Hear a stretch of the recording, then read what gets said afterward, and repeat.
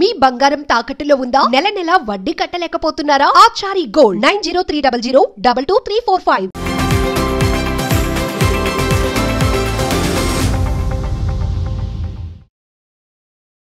Hi hello నమస్తే, welcome to Magna TV. నేను మీ anchor Anusha. So గతంలో చూసుకుంటే మంగ్లీ, అలాగే యాక్టర్ దివి, మళ్ళీ ఇప్పుడు రీసెంట్ గా ఈ రోజు న్యూస్ లోకి వచ్చిన డ్రగ్స్ కేసులో బయటపడిన శ్రీరామ్. యాక్టర్ శ్రీరామ్ గారి గురించి చెప్పాలంటే మంచి యాక్టర్, మంచి మంచి మూవీస్ తీశారు ఆయన. ఎందుకు అసలు డ్రగ్స్ కి ఎందుకు అలవాటు పడుతున్నారు, ఆ కల్చర్ ని ఎందుకు అడాప్ట్ చేసుకుంటున్నారు, అసలు డ్రగ్స్ తీసుకోవడం వల్ల కలిగే సైడ్ ఎఫెక్ట్స్ ఏంటి, తీసుకునేటప్పుడు వాళ్ళకు ఉండే ప్లెజర్ ఏంటి, ఇవన్నీ తెలుసుకుందాం. సో ఈ రోజు మనతో పాటు ఉన్నారు ethics committee chairman doctor Vijay Bhaskar గారు ఉన్నారు. మాట్లాడేద్దాం. సార్ నమస్తే.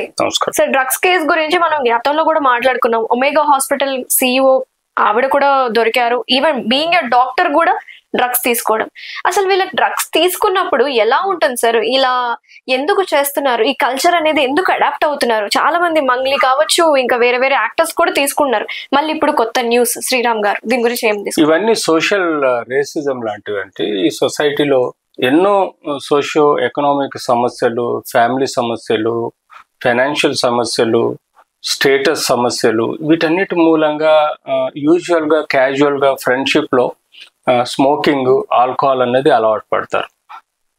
ఆ తర్వాత నెక్స్ట్ స్టెప్లో వస్తే మనకు ఆల్కహాల్తో పాటు, స్మోకింగ్తో పాటు డ్రగ్స్, సింపుల్గా అవైలబుల్ ఉన్న గంజాయి, అలాగే మనకు మార్కెట్లో కెమికల్ కాంపోనెంట్స్ ఉన్న డ్రగ్స్ చాలా వరకు మనకు ఈ మార్ఫిన్ కానీ ఇవన్నీ ఒక కాలంలో ఈజీగా అవైలబుల్ ఉండటం వల్ల మార్ఫిన్ ఎక్కువగా వాడడం జరిగింది. ఆ తర్వాత ఇప్పుడు వచ్చిన ధర్మిలో ఎన్నో డ్రగ్స్ మనకు మార్కెట్లో సొసైటీలో వచ్చాయి. ఈ డ్రగ్స్ అన్నిటిని మనం యూజువల్గా alcohol, tobacco, cocaine, coca, opium, ఇలాంటి ఎన్నో ఓపియాయిడ్స్, పాపీ ప్లాంట్స్ నుంచి వచ్చేటివి, హషీష్, మ్యారిజువానా, కెనబిస్ అనే ప్లాంట్స్ నుంచి వస్తాయి.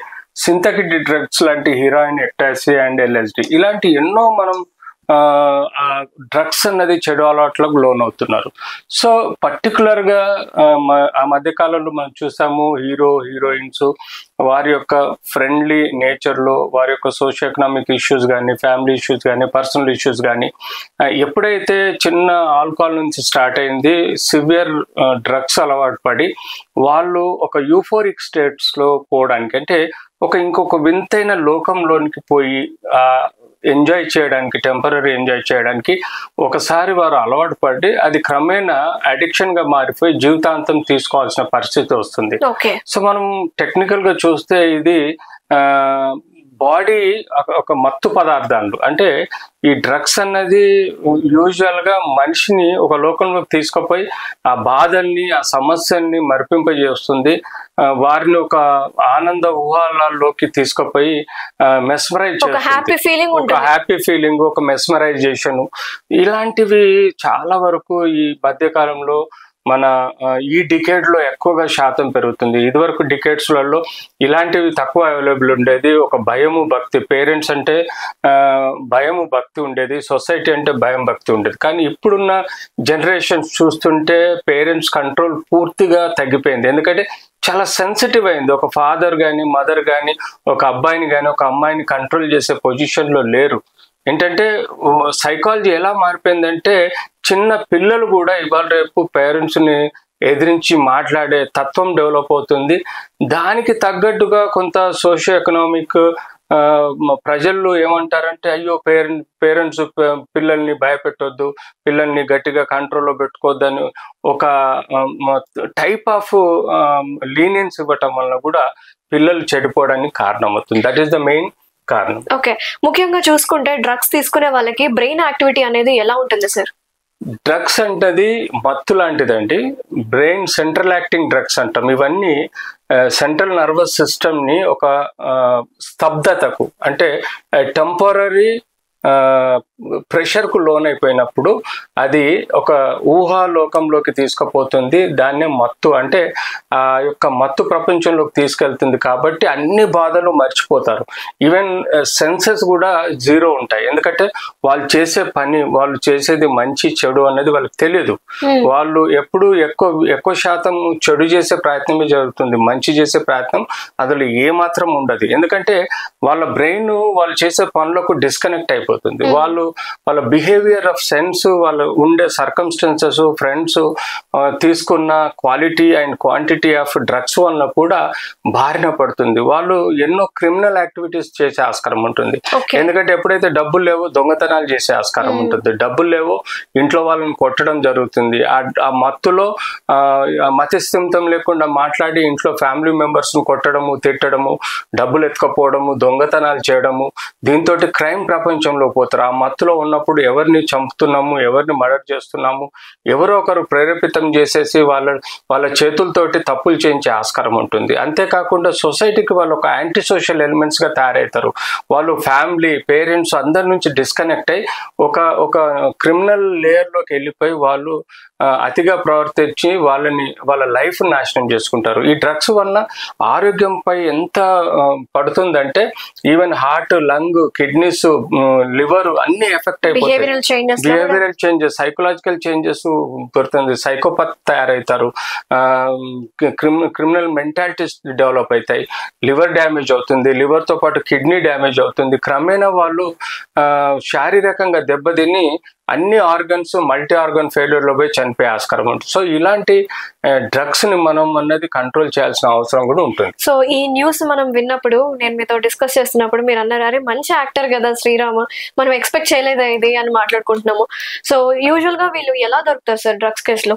అబ్సల్యూట్లీ డ్రగ్ పెడ్లింగ్ చేసే వాళ్ళ దగ్గర నుంచి దొరుకుతారండి. యూజువల్ గా మనం చూసాము, ఒక బాంబే డ్రగ్ పెడ్లరు 5 లక్షల రూపాయల డ్రగ్ ఈ అమ్మాయికి ఇవ్వటము, ఆ కార్ లో దొరకడం, తద్వారా దొరకడం, ఆ కార్ లో దొరికిన తర్వాత మనకు ఆ డ్రగ్ పెడ్లర్స్ ద్వారానే మోస్ట్లీ ట్రేసింగ్ జరుగుతుంది. సో అలాగే నాకు తెలిసి శ్రీరామ్ది కూడా అలానే జరుగుంటది. ఏదో ఒక డ్రగ్ పెడ్లర్ లీక్ చేయటం వల్ల ఇచ్చేటప్పుడు పట్టుకోవడం జరుగుంటది. సో యూజువల్ గా ఇవి జరుగుతున్నాయి. ఈ మధ్య కాలంలో కొన్ని దారుణాలు ఏంటంటే, కొంతమంది పోలీస్ డిపార్ట్మెంట్ వాళ్ళు కూడా ఎవరినైనా ఇరికించాలంటే ఎవరో ఒకరి కార్లలో ఈ డ్రగ్స్ పెట్టి కూడా ఇరికించే ప్రయత్నం చేస్తున్నారని కొన్ని న్యూస్ వస్తున్నాయి. అది కూడా నిజం కావచ్చు. కానీ ఎప్పుడైతే ఆ వ్యక్తి డ్రగ్ కన్జ్యూమ్ చేసుకోలేదో, అంటే అది లీగల్ గా కాదు, తెలిసిపోతుంది. బ్లడ్ శాంపుల్ తీసుకుంటే సరిపోతుంది. కానీ చాలా రకాలుగా జరుగుతున్నాయి అన్ని సొసైటీలో. దాని అడ్వాంటేజ్ తీసుకుంటున్నారు, డిసడ్వాంటేజ్ తీసుకుంటున్నారు. సో మోస్ట్ ప్రాబబ్లీ ఈ లీకేజీ దొరికిపోవడం అనేది జరిగేదంటే డ్రగ్ పెడ్లర్సే.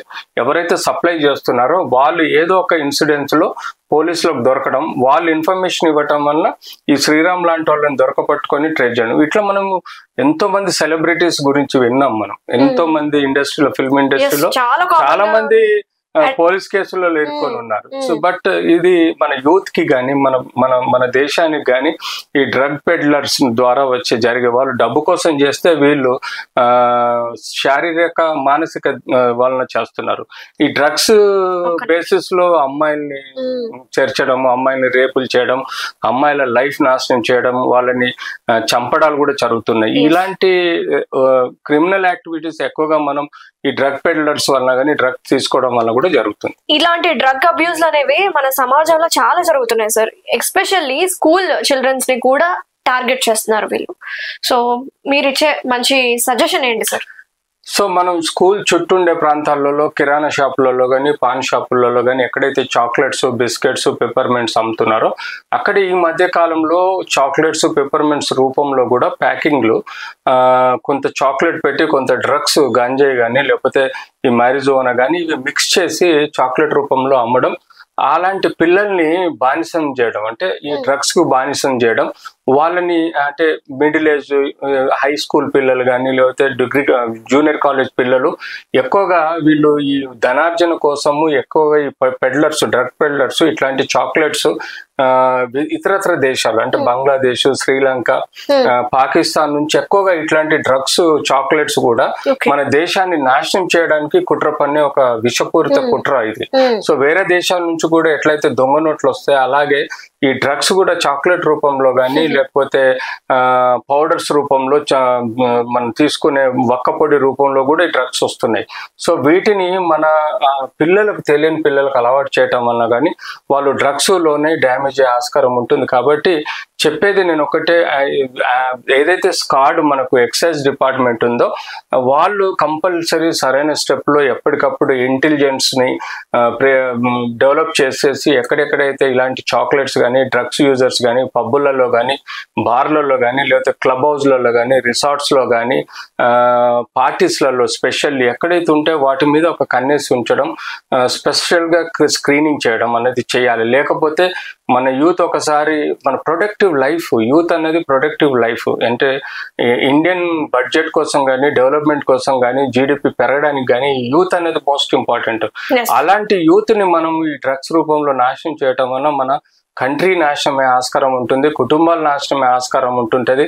అంతేకాకుండా సూసైడ్ అటెంప్ట్స్ పెరిగే ఆస్కారం ఉంటుంది, క్రిమినల్స్ పెరిగే ఆస్కారం ఉంటుంది. కాబట్టి ఐ రిక్వెస్ట్ ద యూత్, మిమ్మల్ని మీరు కాపాడుకోండి. ఈ రోజు మీరు ఏదో టైం పాస్ కోసం బార్లలో పోయి ఏదో కొంచెం స్మోక్ చేద్దాం, పబ్బులలో పోయి స్మోక్ చేద్దాం, ఆల్కహాల్ అనుకుంటారు. కానీ తద్వారా కూడా మీకు ఎంతో డేంజరస్ హెల్త్ ఎఫెక్ట్స్ ఉంటాయి. దానితోడు డ్రగ్స్ అలవాటుపై క్రిమినల్ చేస్తారు. కాబట్టి మిమ్మల్ని మీరు ఆలోచించుకోండి. వేసుకునే ప్రతి స్టెప్ మీ భవిష్యత్తు, ఫ్యూచర్ అనేది మీ భవిష్యత్తు. కాబట్టి మీ ఫ్యామిలీకి కానీ మీ సొసైటీకి ప్రొడక్టివ్ గా ఉండాలంటే ఇలాంటి వాటికి దూరంగా ఉండండి.